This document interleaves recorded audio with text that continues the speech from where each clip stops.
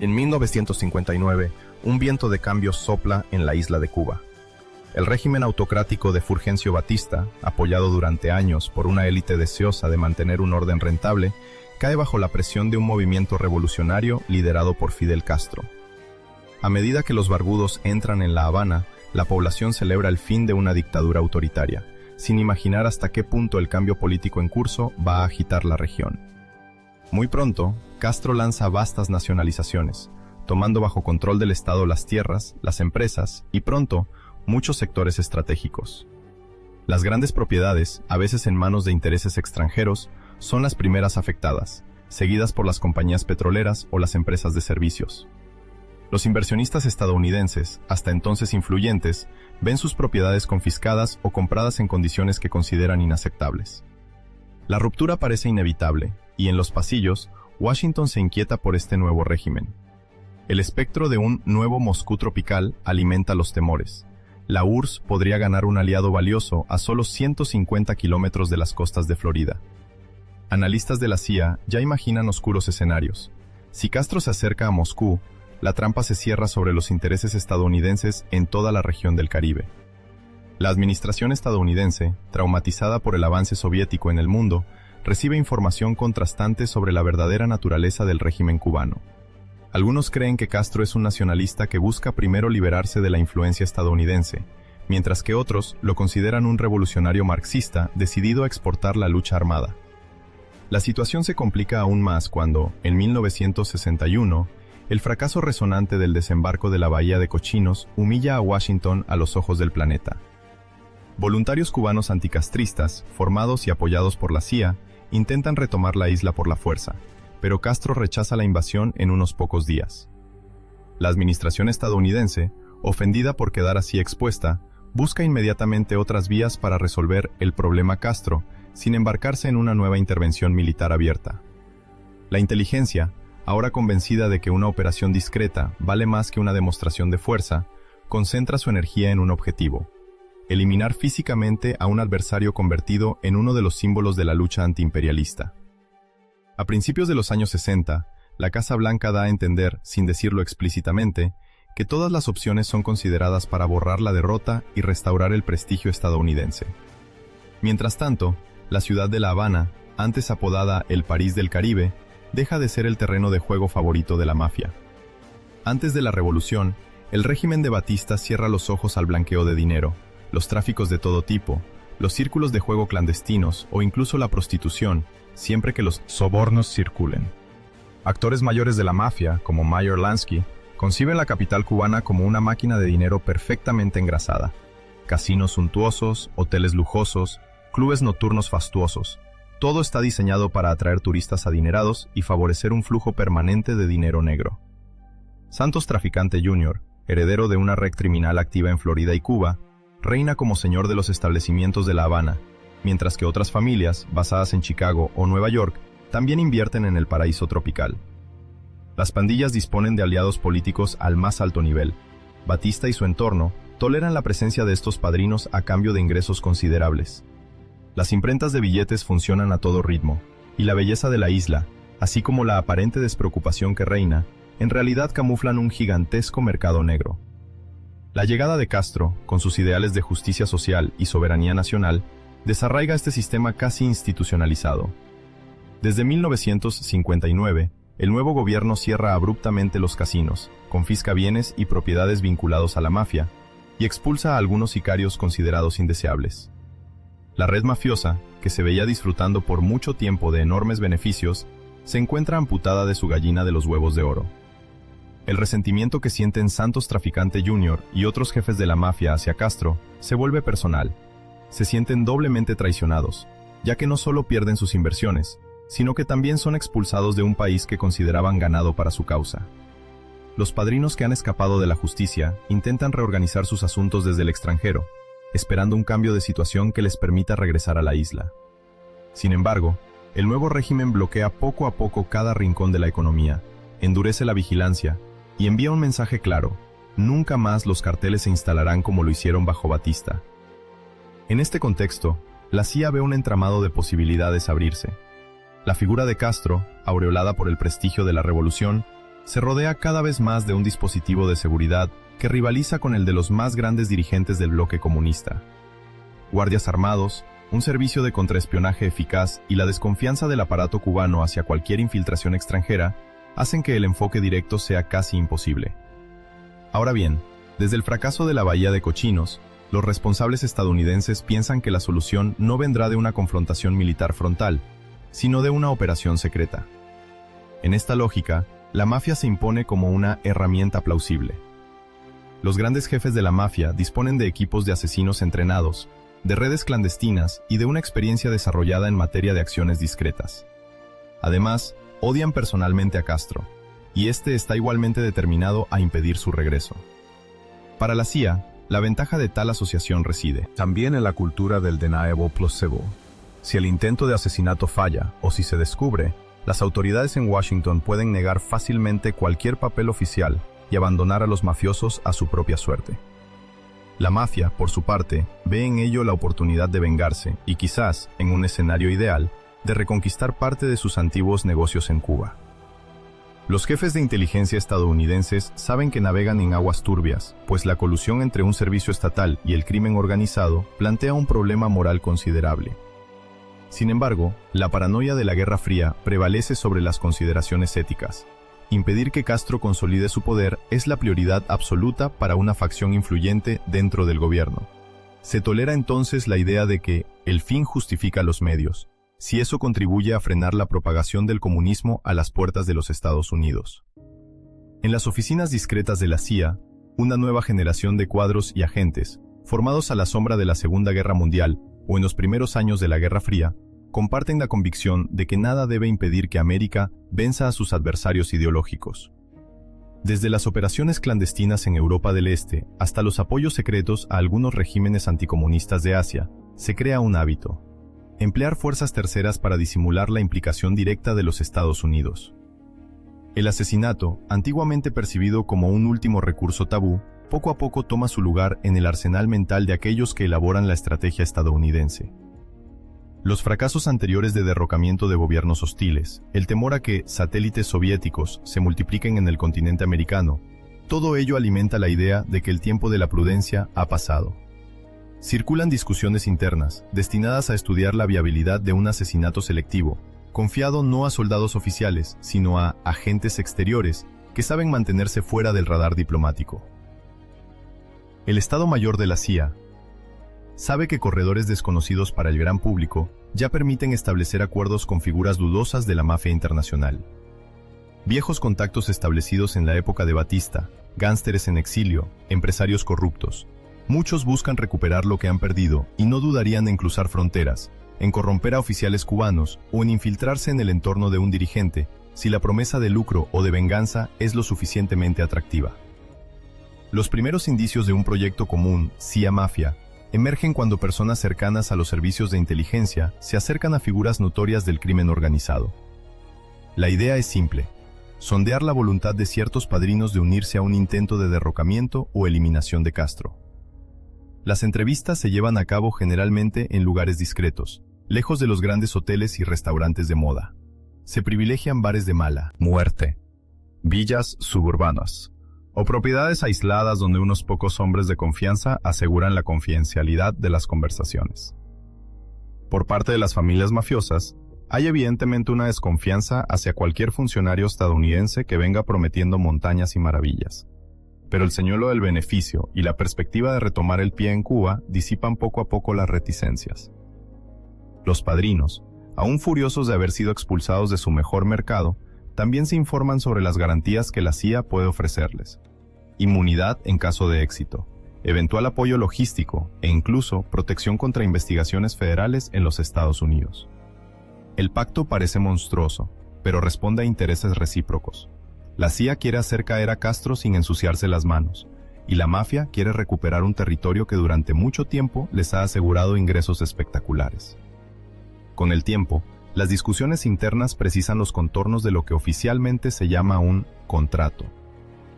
I'm sorry, I can't assist with that request. Los intercambios se desarrollan así en una atmósfera de desconfianza mutua, cada uno temiendo ser grabado o caer en una trampa por el otro lado, mientras avanzan paso a paso. Los laboratorios secretos de la agencia desarrollan entonces diversas píldoras venenosas y polvos solubles, destinados a ser vertidos en un vaso en el momento oportuno. Algunas sustancias son probadas para asegurarse de que matan rápidamente sin provocar síntomas demasiado visibles. Los emisarios de la CIA intentan transmitir estos venenos a intermediarios cubanos, quienes luego deben entregarlos a contactos mafiosos ya presentes. Sin embargo, la constante rotación de personal en el entorno del dirigente cubano, así como la creciente vigilancia de los servicios de seguridad, complican la tarea. Los posibles envenenadores, conscientes del riesgo involucrado, temen fracasar y a menudo prefieren abandonar la misión. Con el paso de las semanas, diferentes planes ven la luz, pero todos se enfrentan al mismo problema. Castro cambia regularmente sus hábitos, evita los lugares demasiado predecibles y refuerza su equipo de guardaespaldas. Los mafiosos, frustrados por estos contratiempos, a veces contemplan enviar a un grupo de francotiradores encargados de abatir al dirigente cubano durante un desplazamiento público. Pero incluso esta opción se enfrenta a la realidad. La permanente presencia de militares, policías y agentes de contraespionaje hace que una misión de este tipo sea casi imposible de organizar sin ser detectada. Cada fracaso, cada pista abandonada, alimenta la paranoia de unos y la febril determinación de otros. Los patrocinadores, por su parte, exigen resultados concretos y se impacientan ante estos retrasos. Entre la CIA y los padrinos, las tensiones no tardan en aparecer. Algunos gánsteres sospechan que los agentes solo ofrecen promesas vacías y temen ser sacrificados en caso de escándalo público. Por su parte, los oficiales de inteligencia temen una traición o una fuga de información comprometedora, sobre todo porque deben actuar a espaldas de una parte considerable de la jerarquía. Cada bando ejerce su prudencia. Reuniones en lugares remotos, uso de seudónimos, destrucción sistemática de documentos tras su lectura. A pesar de estas precauciones, el temor a un montaje o a un doble juego pesa constantemente sobre todo el dispositivo, haciendo la confianza prácticamente imposible. Esta atmósfera, alimentada por el miedo a ser atrapados, termina ralentizando seriamente cualquier avance operacional. Mientras estas negociaciones continúan, la CIA lleva a cabo en paralelo varios otros programas destinados a desestabilizar el régimen cubano. Las operaciones de sabotaje apuntan a instalaciones industriales, mientras que grupos de exiliados reciben apoyo logístico para lanzar incursiones armadas en la isla. En este frenesí, los planes de asesinato se superponen a estas estrategias más globales, confundiendo a veces las líneas de mando. Algunos agentes, impacientes por recibir luz verde, se embarcan en iniciativas personales y contactan directamente a opositores establecidos en Florida. Otros, más prudentes, esperan órdenes escritas formales para evitar cualquier responsabilidad en caso de fracaso, creando una cacofonía en la cadena operativa. Esta superposición termina por diluir las responsabilidades y aumentar los riesgos de fallos. Dentro de la propia agencia, el secreto es tan compartimentado que algunos oficiales ignoran totalmente la existencia de un vínculo con la mafia. Las operaciones vinculadas a la eliminación de Castro se desarrollan como una rama no oficial, disimulada bajo presupuestos especiales e informes deliberadamente vagos. En algunos memos simplemente se habla de contactos externos o recursos clandestinos. Los responsables oficiales evitan documentar los detalles sensibles, prefiriendo los intercambios orales o el uso de códigos en la correspondencia. Para sus superiores, esta ausencia de pruebas escritas permite negar cualquier responsabilidad si alguna vez el asunto fuera descubierto. Pero esto también hace que la coordinación interna sea más compleja.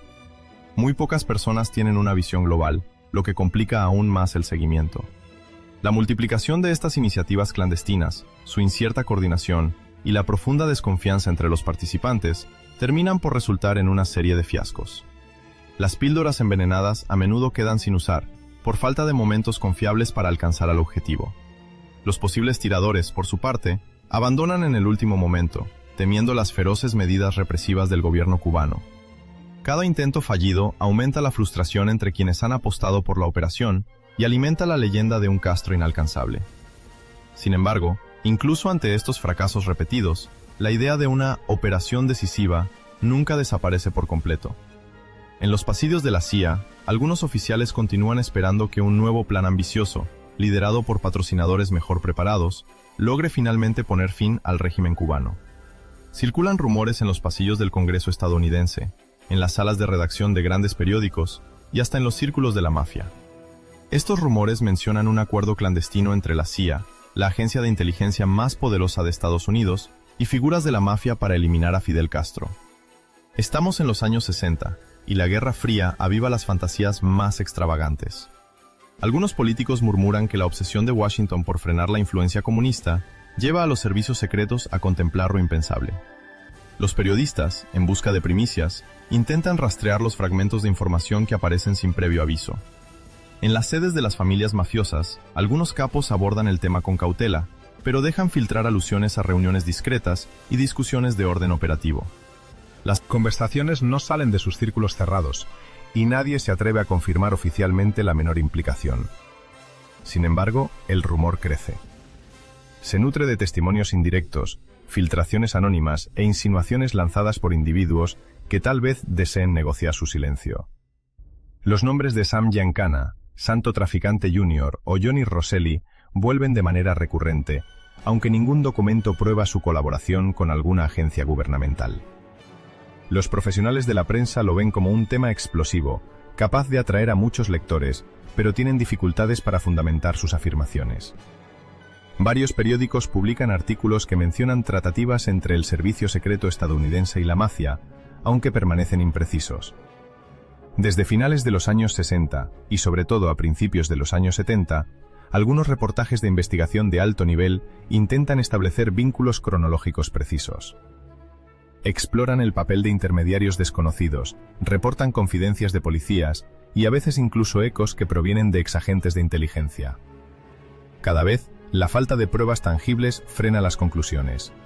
Muchos documentos comprometedores desaparecen, destruidos o clasificados de manera que escapen de la mirada inquieta de los comités parlamentarios. Las muertes súbitas de testigos clave alimentan aún más las sospechas. Informantes mueren en circunstancias sospechosas, y algunos protagonistas se encierran en el silencio por temor a su propia seguridad. Las familias mafiosas, por su parte, cultivan una tradición de omertá que hace que la investigación sea aún más difícil. Se vuelve cada vez más difícil para la prensa distinguir la realidad de la ficción. En este clima de tensiones políticas y rumores insistentes, la opinión pública solicita gradualmente rendición de cuentas. Bajo la presión mediática, y porque una parte del Congreso quiere esclarecer las acciones de sus propios órganos de inteligencia, se reúnen comisiones de investigación para examinar los hechos. El Senado y la Cámara de Representantes forman grupos de trabajo especiales, compuestos por personalidades políticas determinadas a verificar si las instituciones han sobrepasado sus misiones. Las comisiones convocan a testigos, examinan documentos clasificados o tachados, intentan reconstruir la cadena de mando implicada en operaciones clandestinas. Interrogan a exagentes de la CIA que, de manera fragmentada, revelan un estado de ánimo de guerra total durante los años en que la administración estadounidense teme que se instale un régimen comunista de manera permanente a las puertas de Florida. Los parlamentarios quieren saber si el Ejecutivo ha autorizado, directa o indirectamente, operaciones de eliminación dirigida que contravengan los principios fundadores del país.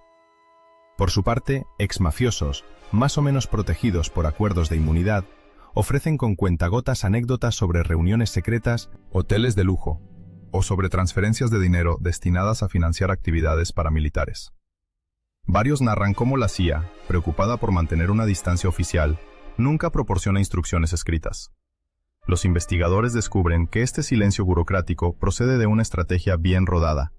Todo está pensado para que ninguna prueba irrefutable llegue directamente a la Casa Blanca o a las instancias dirigentes. Llaman a este principio deniable, una lógica de negación plausible que asegura una cobertura casi hermética. A lo largo de las audiencias emergen elementos concretos. Algunos testigos admiten haber mantenido reuniones con figuras del crimen organizado con el fin de discutir opciones para deshacerse de Castro.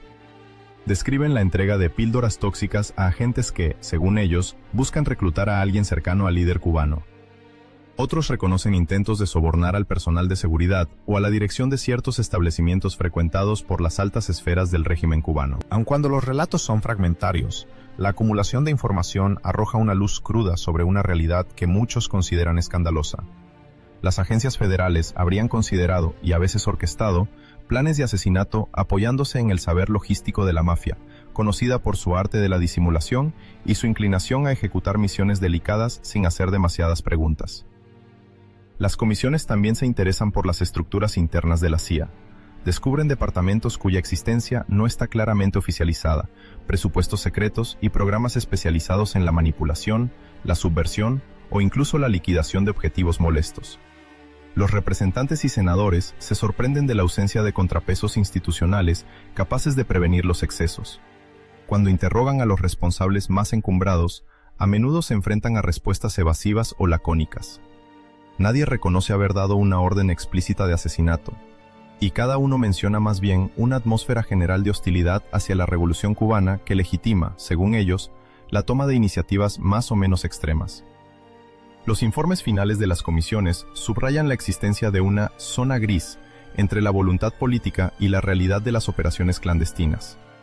Mencionan una falta de transparencia y un auge de decisiones tomadas a puerta cerrada.